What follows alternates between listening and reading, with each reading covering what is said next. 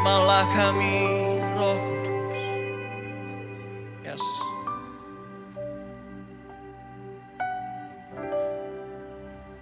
Yes. Jamalah kami, Roh Kudus. Dimanapun kami berada, apapun musim kehidupan kami. Mampukan kami terbatas tenaga. Mari kita angkatan kita bersama-sama katakan jamalah kami. Jamalah kami, penuhi kami dengan kuasa Allah Maha Tinggi. Sekali lagi jamalah kami. Jamalah kami, penuhi kami dengan kuasa Allah Maha Tinggi.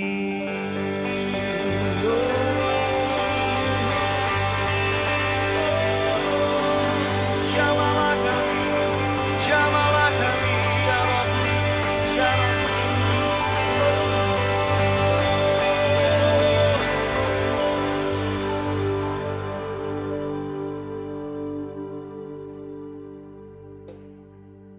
Mari kita berdoa.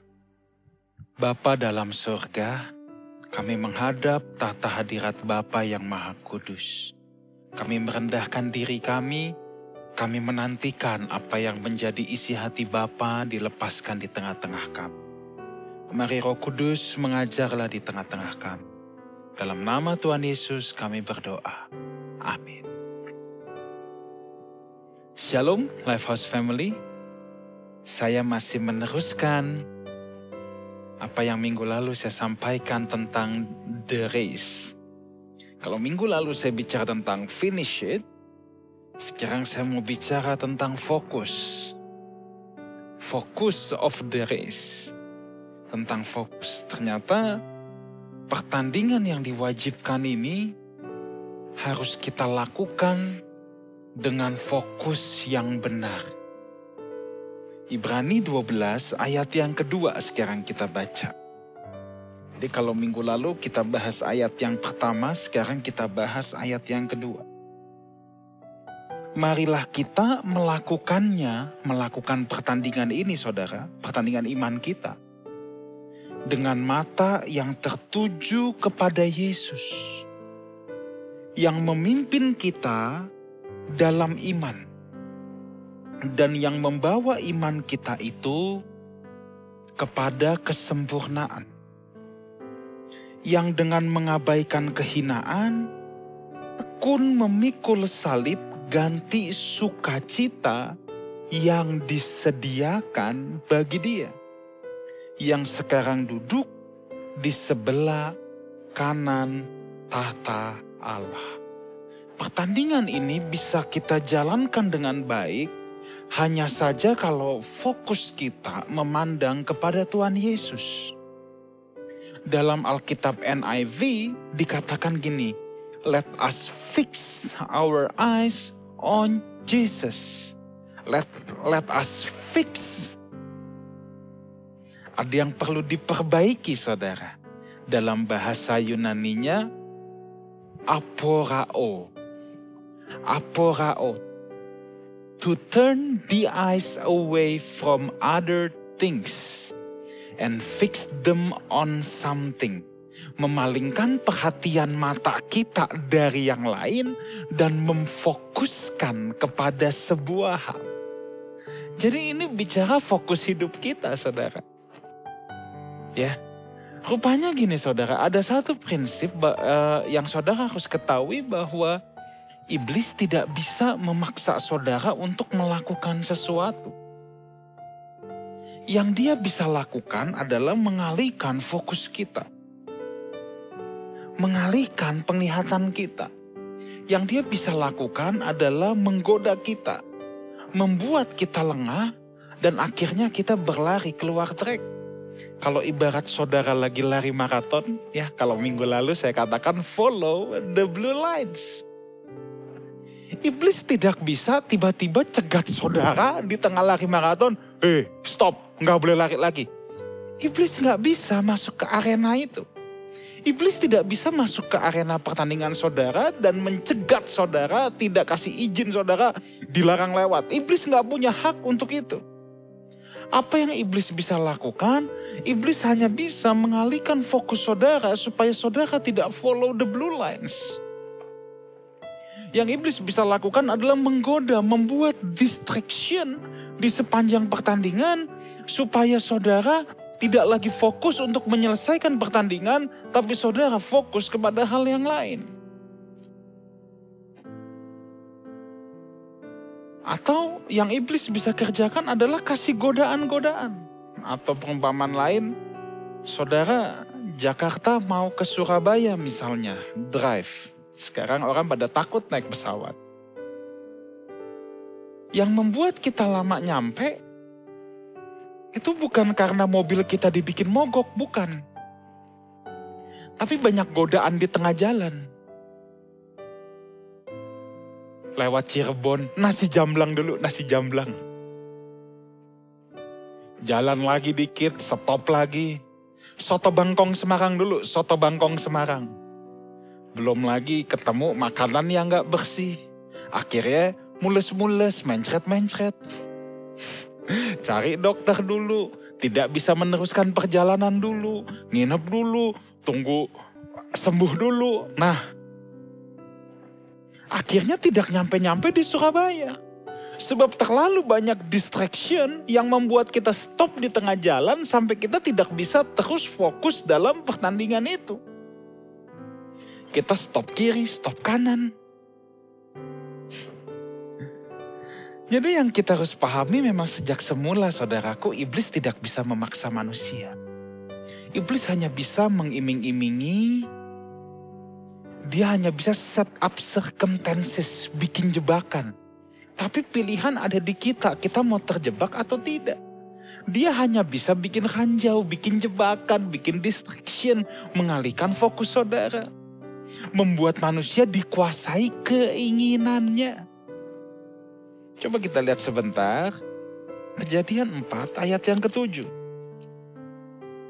Kejadian 4 ayat yang ke-7, ini tentang Kain dan Habel. Kejadian 4 ayat yang ke-7. Tuhan berkata kepada Kain begini setelah Kain membunuh Habel. Apakah mukamu muram? Apakah mukamu tidak akan berseri ya? Atau apakah mukamu muram? Jika engkau berbuat baik. Tetapi jika engkau tidak berbuat baik, dosa sudah mengintip depan pintu. Ia sangat apa? Menggoda engkau, bukan memaksa loh. Dia hanya ngintip depan pintu, ciluk mbak. Dia menggoda, sini dong, sini dong. Dia nggak bisa memaksa mendobrak rumah saudara masuk. Dia hanya bisa bikin distraction dari jendela. Tetapi apa? Engkau harus berkuasa atasnya. Di sini kita belajar dalam pertandingan iman kita, distraction itu pasti ada. Tetapi persoalannya kita harus berkuasa, saudara. Itulah sebabnya Ibrani 12 ayat yang kedua tadi berkata, let us fix our eyes. Sebab mata kita cenderungnya jelalatan ke kanan, ke kiri. Mata kita cenderungnya jelalatan. Makanya Alkitab bilang let us fix our eyes. Seperti ban mobil yang perlu dispuring, yang perlu di-realign. Kalau nggak dispuring nanti melenceng saudara ya. Larinya dalam keadaan setirnya lurus bisa miring kiri atau miring kanan. That's why masuk ke bengkel dispuring, di-realign lagi. Supaya bisa jalannya lurus. Nah, waktu-waktu saudara bersama Tuhan itulah waktu saudara merealign ban kehidupan saudara. Kalau orang tidak pernah belajar firman, orang gak mau belajar firman, orang gak punya waktu sama Tuhan, ban hidupnya pasti miring. Dan dia tanpa terasa itu bisa membawa dia jauh sekali, makanya harus di-realign. Kadang-kadang iblis itu bikin distraction yang kecil-kecil aja. Ya, iblis itu bikin distraction yang kecil-kecil aja. Cukup saudara miring dikit, GSD geser 1 derajat. Ya, kalau geser 1 derajat, perjalanan 100 meter nggak ada terasa. Perjalanan kita ini perjalanan menuju kekekalan. Pertandingan iman saudara 70-80 tahun di bumi, ini panjang saudara. Saudara melenceng sedikit aja, saudara bisa nggak menyentuh garis finish. Makanya kita harus realign terus. Kita harus puring terus ban hidup kita. Supaya tujuan kita tetap jelas. Ban hidup kita harus dispuring, mata kita harus di fix up terus saudara. Ya, kalau Alkitab The Message, ya. Jadi kalau Alkitab The Message, keep your eyes on Jesus. Harus di keep.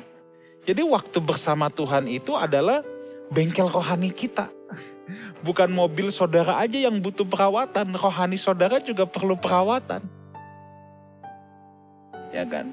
Sebab kita ini kan hidup dengan banyak godaan saudara. Saudara dalam pekerjaan, dalam bisnis, dalam apapun itu, nonton TV. Begitu banyak yang saudara jumpai hal-hal yang tidak sesuai dengan kehendak Allah. Belum lagi misalnya dalam pekerjaan saudara mesti ngelobi kanan kiri, saudara harus ketemu banyak orang. Di mana orang-orang itu orang-orang yang tidak takut akan Tuhan. Suka bikin yang enggak-enggak. Kalau saudara tidak pernah mencune up rohani saudara, wah itu bisa bahaya saudara. Maka saudara harus terus masukkan bengkel. Rohani kita pun perlu masuk bengkel terus saudara. Supaya setelah banyak distorsi, ibarat mobil, kalau sering jalan di jalanan yang rusak, bannya itu harus dispuring. Jalanan yang rusak itu bisa bikin ban melenceng-melenceng. Hidup rohani kita juga. Dengan tontonan-tontonan semua, that's why kita harus spuring ban hidup kita. Oke, Alkitab The Message, keep your eyes on Jesus. Who both began and finished this race we are in. Jadi Tuhan sudah memulai dan menyelesaikan pertandingan yang sedang kita jalani. Study how he did it. Pelajari bagaimana dia menyelesaikannya. Because he never lost sight of where he was headed. Bahwa ketika dia menyelesaikan race-nya, dia tidak pernah kehilangan penglihatannya. Dia tetap fokus. Menarik di sini saudara, Jesus who both began and finished this race we are in. Itulah sebabnya Alkitab berkata imam besar yang kita punya bukan imam besar yang tidak tahu kelemahan kita. Yesus mengalami semua penderitaan manusia. Makanya dia berkata ikutilah teladanku, contoh aku. Kamu harus jadi seperti aku menang, kamu pun harus menang. Pesan Yesus kepada ketujuh jemaat di kitab Wahyu. Kalau aku menang, kamu juga bisa menang. Kenapa? Pertandingan kita sama. Aku memikul semua kelemahan manusia. Kelemahan manusia aku alami. Aku bukan Tuhan yang cuma duduk diam di sorga. Aku bukan Tuhan yang cuma santai-santai dan berkata kepada manusia, manusia kamu harus gini, kamu harus gitu, kamu harus gini, kamu harus gitu. Tanpa pernah mengalaminya. Justru Yesus turun dari sorga ke dunia, dia ikut merasakan penderitaan manusia yang paling menderita. Ya saudara, nanti kalau saudara baca di ayat-ayat selanjutnya, ya misal di ayat yang keempat, dalam pergumulan kamu melawan dosa, kamu belum sampai mencucurkan darah. Yesus sudah mencucurkan darah. Artinya apa? Dia sudah melewati the race yang paling berat yang ada di muka bumi ini. Yesus yang melewatinya. Dan sekarang kita cuma diminta study how he did it. Bagaimana dia melewatinya. Itu sebabnya kita lihat bagaimana Yesus bereaksi dalam setiap keadaan. Kunci Yesus tadi dikatakan kalau dalam Alkitab The Message, he never lost sight of where he was headed. Dia tidak pernah kehilangan fokusnya kepada hal yang dia sedang tuju, garis finish itu. Yesus selalu fokus pada tugas dan panggilannya. Dengar baik ini, Yesus selalu fokus pada tugas dan panggilannya. Dia tidak pernah fokus pada masalah yang sedang ia hadapi. Tetapi ia fokus kepada tugas dan panggilan Bapa. Yesus tidak fokus kepada masalah yang sedang dia hadapi. Itulah sebabnya Yesus bisa dengan kepala tegak, Yesus bisa menjalani semua penderitaan yang harus dia alami. Sekalipun dia harus menghadapi Kalvari, dia harus melewati Via Dolorosa, dia harus melewati penghakiman manusia. Di hadapan Pilatus, di hadapan Kayafas, dia lewati semua. Kenapa? Sebab fokus dia bukan pada masalah. Fokus dia pada tugas dan panggilan Bapa. Dengar baik ini, jangan fokus sama masalahmu. Yang namanya manusia hidup pasti ada masalah. Kalau saudara nggak mau ada masalah, saudara sudah tidak hidup lagi. Hanya orang mati yang nggak ada masalah. But the thing is, kita jangan fokus sama masalah kita. Kita harus fokus pada tugas dan panggilan kita, saudara. Masalah yang terjadi di sepanjang pertandingan hidup kita justru membentuk kita menjadi pelengkap, menjadi drill untuk kita. Untuk kita bisa menjadi seperti yang Tuhan inginkan. Jadi kalau saudara ketemu orang yang nyebelin, is that a problem? Yes, but do not focus on that. Fokus pada pertandingan saudara. Orang yang nyebelin itu diizinkan Tuhan untuk melengkapi, untuk membentuk kita. Ingat, tujuan pertandingan kita kan cuma satu. Panggilan kita, panggilan surgawi kita cuma satu, menjadi serupa dengan gambaran anaknya yang tunggal. Roma 8 ayat yang ke-29. Semua masalah yang ada, kalau saudara tetap fokus, disitulah berlaku Roma 8 ayat 28. Allah akan turut bekerja dalam segala sesuatu untuk mendatangkan kebaikan. Jadi masalah orang yang nyebelin itu Tuhan bisa bekerja sama, saudara. Itulah yang disebut dengan sekolah kehidupan. Dan tidak sedikit di mana kelemahan kita justru di situ Tuhan hendak mendidik. Orang yang sombong, dia tidak senang ketemu orang yang lebih sombong dari dirinya. Orang yang sombong kan meletakkan hatinya di atas. Jadi dia ngelihat semua orang tuh di bawah. Iya kan? Gimana Tuhan kalau mau membentuk dia? Tuhan akan temukan dengan orang sombong lainnya. Nah dia enak kan, gila tuh orang sombong banget. Nah dia gak sadar dirinya juga sombong, saudara. Makanya Tuhan izinkan. Tuhan temuin sama orang sombong yang lain. But do not fokus pada masalahnya. Jangan fokus pada orang sombongnya itu. Tapi fokus pada tugas dan panggilan kita. Fokus pada apa sih panggilan kita. Tuhan mau membentuk kita supaya semakin serupa dengan pribadinya. Jadi kalau kita sombong, ketika Tuhan hadirkan orang sombong lainnya dalam hidup kita, fokus kita bukan pada si orang sombong itu. Justru kita harus bertanya, Tuhan kenapa ada orang ini? Apa yang Tuhan mau aku perbaiki? Terima kasih Tuhan untuk kehadiran dia. Emang nyebelin sih Tuhan, tapi dia mencelikkan aku untuk aku melihat diriku sendiri bahwa aku sombong. Kan gitu saudara ya. Saudara senang nipu orang.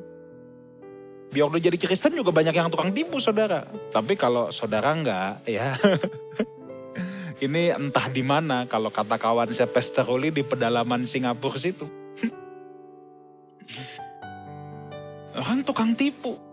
Tuhan bisa temukan sama tukang tipu juga. Biar dia ketipu. Supaya dia tahu rasanya gak enak ditipu tuh kayak apa saudara ya. Kayak Yakub sama Laban. Yakub itu tukang tipu, semua dia tipu. Papanya ditipu, kakaknya ditipu, semua ditipu. Tuhan mau proses dia. Ditaruhlah Yakub 7 tahun di rumah Laban. Siapa Laban? Jenderal penipu, pamannya. Udah tiap hari tipu menipu situ. Tapi itu cara Tuhan untuk membentuk kita saudara. Jadi Do not focus on your problem. Persoalan kita sulit menyelesaikan pertandingan kita ketika kita bertemu dengan masalah, kita fokus pada masalah. Tapi kita lupa fokus pada tugas dan panggilan kita untuk menyelesaikan garis finish itu. Kita lebih asik bermain dengan masalah kita. Yesus difitnah, Yesus dijebak, Yesus dianiaya, dia tidak komplain sebab fokus dia melakukan kehendak Bapa dan menyelesaikan pekerjaannya. Yohanes 4 ayat 34. Kalau fokus Yesus bukan pada menyelesaikan kehendak Bapa, dia pasti sudah komplain. Kenapa banyak orang mengeluh, kenapa banyak orang komplain? Sebab fokus dia ada pada masalah, bukan menyelesaikan kehendak Bapa. Kalau fokus seseorang adalah hidup nyaman di bumi, that's why masalah datang, dia komplain.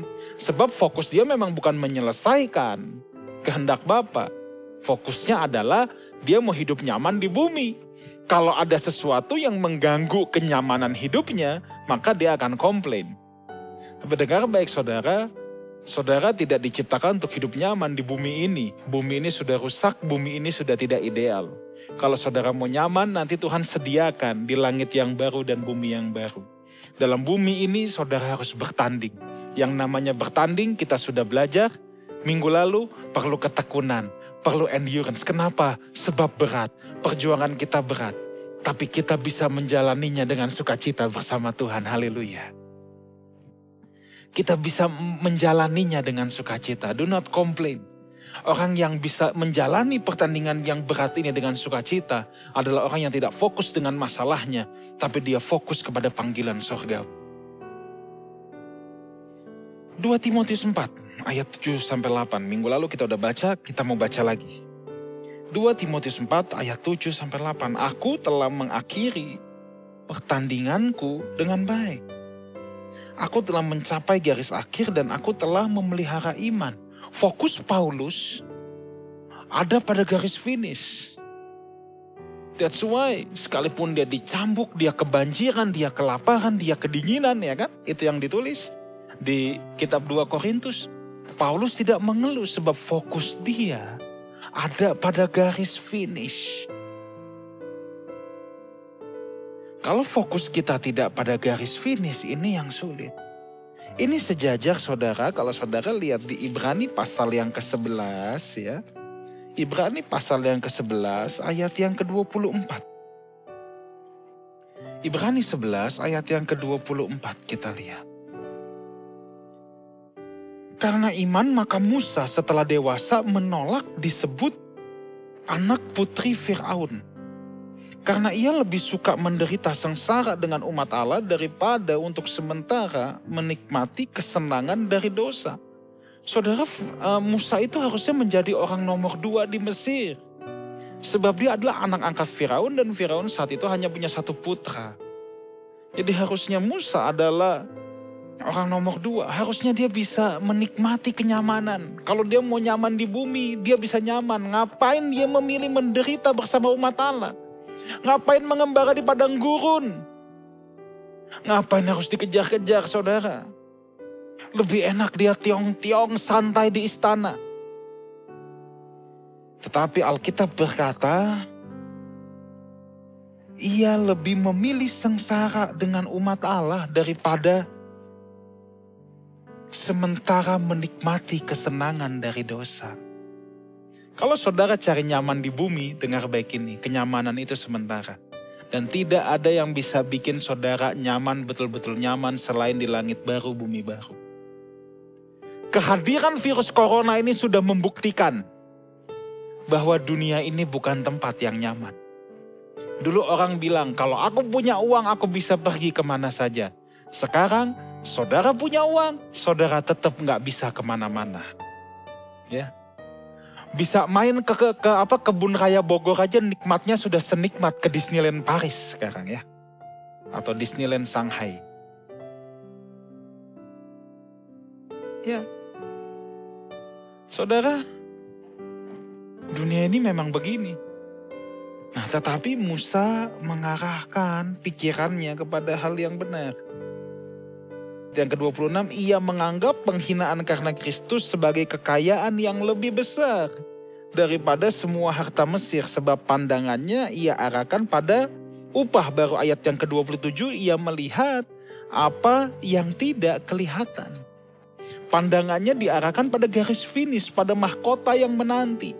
Ia arahkan pada apa yang tidak kelihatan. Memang pada saat itu dia belum melihat. Ingat seperti pelari maraton, kalau saya balik ke pelari maraton, hanya ikuti aturan, follow the blue lines.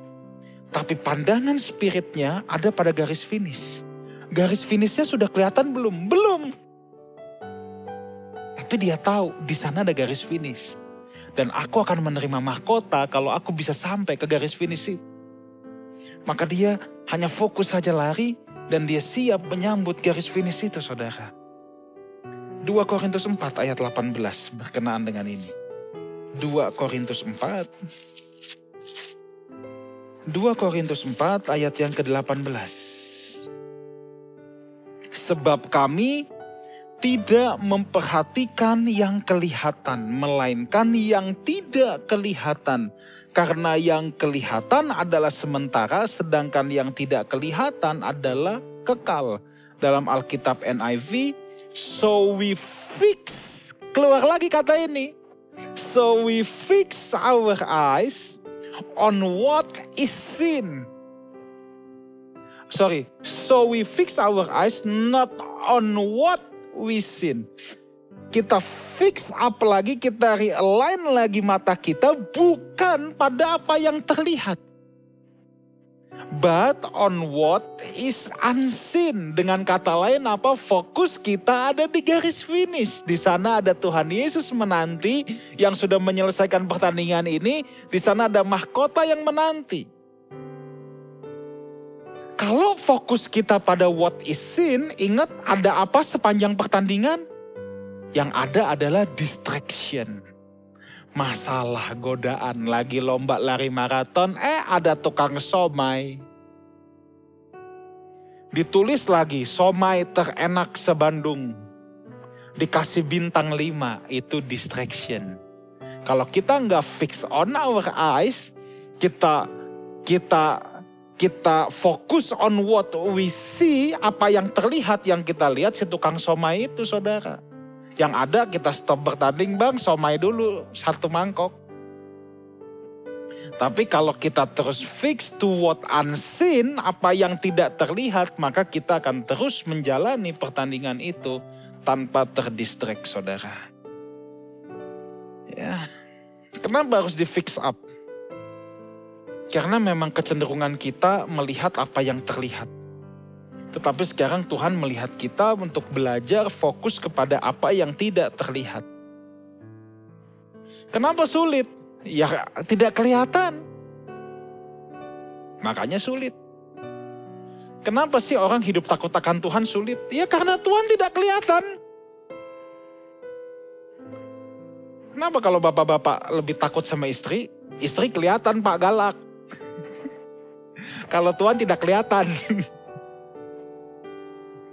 Tapi sekarang Tuhan mau ajak kita untuk fokus pada apa yang tidak terlihat. Disinilah latihan iman. Iman di sini mempercayai apa yang tidak terlihat. Ibrani 11 ayat 1. Tapi mempercayai di sini karena pengertian, bukan percaya buta. Kalau percaya buta itu nama fantasi, itu halusinasi. Mempercayai apa yang tidak terlihat. Memang di situ sudah ada sebuah kota yang Tuhan janjikan. Di belakang langit biru sana ada sebuah kota Yerusalem baru. Itu yang dimaksud Ibrani 11 ayat 1. Ketika kita arahkan fokus kita ke situ, kita percaya dengan pengertian. Di situ latihan iman kita. Bukan percaya buta. Ibrani 12 ayat kedua, kita teruskan pembacaan kita ya. Ibrani 12 ayat 2, tadi marilah kita melakukannya kepada mata yang tertuju pada Yesus yang memimpin iman kita kepada yang memimpin kita dalam iman dan yang membawa iman kita kepada kesempurnaan. Saya suka dengan terjemahan Inggris, the author and perfecter of our faith. The author and perfecter. Dia yang memulai, di situ digunakan kata arkegos, yang berarti chief leader, prince, author, yang memulai atau kapten. Makanya Tuhan bilang seperti aku menang, kamu harus menang. Kita ini satu tim dengan Tuhan Yesus. Kita punya peranan. Tetapi kekurangan kita, Yesus bisa menjadi perfecter. Tapi kita harus tampil maksimal. Seperti sebuah tim, Yesus kalau tim sepak bola, Yesus pemain yang serba bisanya. Kita berfungsilah semaksimal mungkin pada bagian kita.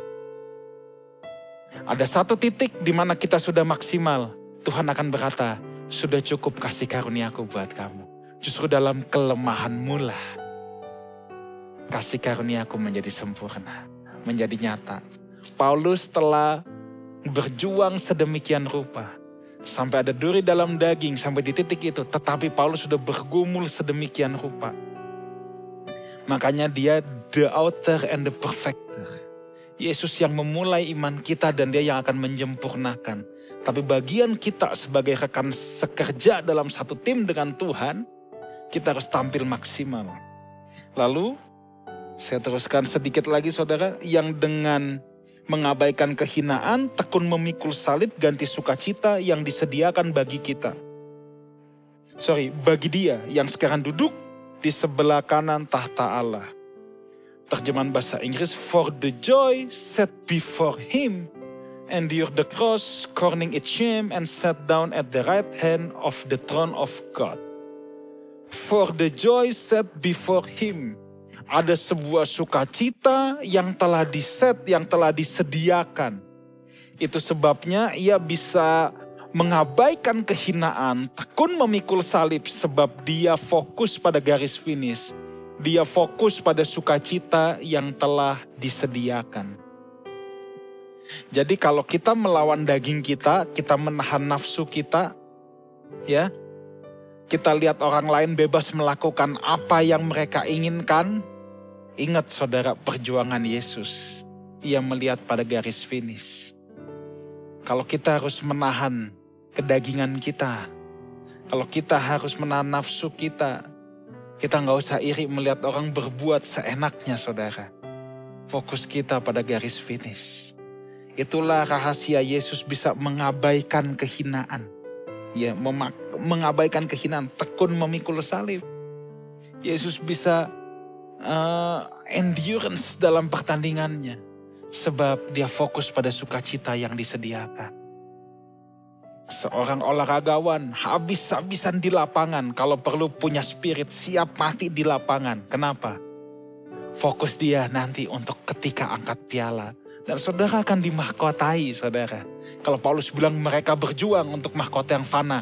Kita berjuang untuk mahkota yang tidak fana. Saya tutup dengan ini. Ada dua elemen penting yang orang percaya harus miliki.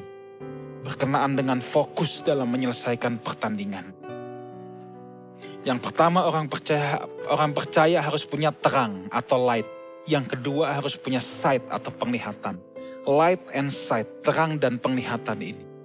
Orang yang punya sight tapi nggak punya light, dia bisa lihat tapi nggak ada terang, dia akan temporary blind. Kalau orang punya terang tapi nggak punya sightnya, dia juga nggak bisa lihat terang itu. Kalau orang buta, dia siang sama malam ya dia berasa malam aja terus. Karena nggak punya sight. Saudara harus punya light, harus punya sight. Light itu penunjuk arah, kamu adalah terang dunia. Light itu firman Tuhan. Firman Tuhan itu kasih guidance buat saudara. Itu penunjuk arah saudara. Tapi saudara harus punya sight juga. Sight di sini bukan mata jasmani, tapi mata rohani. Tapi mata rohani. Makanya ucapan berbahagia kamu akan melihat Allah. Ya. Kamu akan melihat Allah. Itu melihat dengan hati, dengan sight. Mata rohani kita akan tercelik. Ketika apa? Ketika kita diberikan pewahyuan oleh Tuhan. Makanya firman ini akan menjadi tulisan yang mati. Ini light.